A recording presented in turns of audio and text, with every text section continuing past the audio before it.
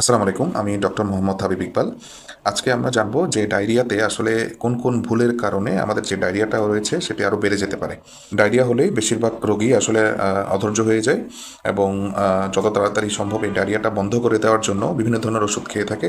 তার মধ্যে লোপেরামাইড জাতীয় ওষুধ অন্যতম, যেটাকে আমরা ইমোটিল নামে বা বিভিন্ন ব্র্যান্ডে রেমাইড ওষুধ পাওয়া যায়। এবং এই ওষুধের আসলে অনেক বড় কিছু সাইড ইফেক্ট রয়েছে। তার মধ্যে অন্যতম হচ্ছে এটি আমাদের গাট মর্টালিটিটাকে কমিয়ে দেয়। হ্যাঁ, সাথে সাথে আমাদের যে স্প্রিনস্টার আছে ওই স্প্রিনস্টারটাকে, যে মাসলটা আছে ওটাকে আপনার কনস্ট্রাক্ট করে দেয়। এবং পরবর্তীতে দেখা যায় যে এই যারা এই ইমোটিল বা লোপেরামাইড জাতীয় ওষুধ খেয়ে থাকে তাদের ক্ষেত্রে যে বাউল মুভমেন্টের যে ব্যাপারটা ওটা আসলে অনেক বেশি কষ্টদায়ক হয়ে যায়, কনস্টিপেটেড হয়ে যায়। একটি ভুল আসলে আমরা না জানার কারণে করে থাকি, ওটা হচ্ছে ডায়রিয়াতে বিভিন্ন ধরনের পিপিআই অর্থাৎ গ্যাস্ট্রিকের ওষুধ খেয়ে ফেলা। সব ধরনের গ্যাস্ট্রিকের ওষুধ আসলে ডায়রিয়াতে খাওয়া যাবে না। এটি ডায়রিয়ার যে ধরন ওটা চেঞ্জ করে দিতে পারে এবং ডায়রিয়াটাকে আরও বাড়িয়ে দিতে পারে। তো সেক্ষেত্রে আপনাকে অবশ্যই কনসার্ন থাকতে হবে শুধুমাত্র ফ্যামোটিডিন গ্রুপের যে গ্যাস্ট্রিকের ট্যাবলেটগুলো রয়েছে। ফ্যামোটেক নামে পাওয়া যায়, ফ্যামোটেড নামে পাওয়া যায়, ফ্যামোম্যাক্স নামে পাওয়া যায়। বিভিন্ন ব্র্যান্ডের এই যে ফ্যামোটিডিন গ্রুপের যে ওষুধটা আছে আপনি ওটা খেতে পারেন, এবং সাথে সুপ্রালফেট যে গ্রুপটা আছে এই গ্রুপের ওষুধ আপনি খেতে পারেন। এই ফ্যামোটিডিন বা সুপ্রালফেট এগুলো যদি একদমই পাওয়া না যায় সেক্ষেত্রে আপনি প্যান্টোপ্রাজল গ্রুপের যে গ্যাস্ট্রিকের ট্যাবলেটসগুলো রয়েছে বা ওষুধগুলো রয়েছে আপনি ওটা খেতে পারেন।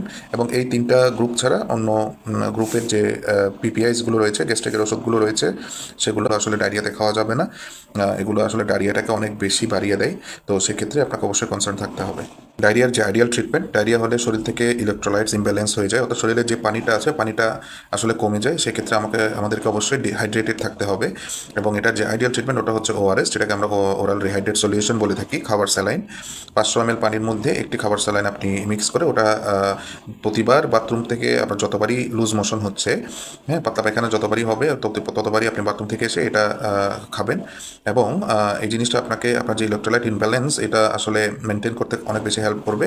এবং ডায়রিয়ার সাথে যদি আপনার কোনো ধরনের জ্বর বা বমি এই ধরনের কোনো কিছু থেকে থাকে সেক্ষেত্রে অবশ্যই একজন ডক্টরের পরামর্শ নিন। এবং একটা অ্যাডভাইস থাকবে সবার জন্য, শুধু শুধু ডায়রিয়ার জন্য ফার্মেসি থেকে অ্যান্টিবায়োটিক্স বা ডায়রিয়া বন্ধ করার জন্য এলোপেরামাইড, এমোটিল এই জাতীয় ওষুধ খাবেন না।